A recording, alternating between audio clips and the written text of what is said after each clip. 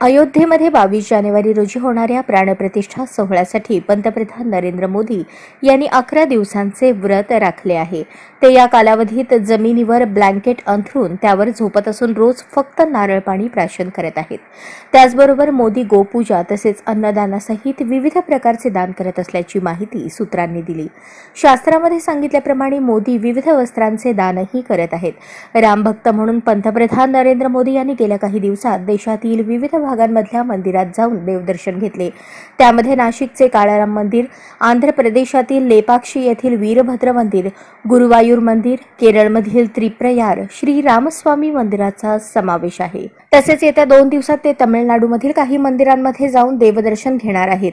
ही सर्व मंदिरे प्रभू रामचंद्रांशी संबंधित आहेत। सूत्रांनी सांगितले की नरेंद्र मोदी गेल्या काही दिवसांपासून विविध मंदिरात गेल्यानंतर तेथील भाषेत रामायणाचे श्रवण करत आहेत। तसेच मंदिरातील भजनातही सहभागी होत आहेत। भारतीय म्हणून असलेली सामाजिक सांस्कृतिक जडणघडण अधिक बळकट करणे हे त्यांच्या प्रयत्नांचे उद्दिष्ट आहे।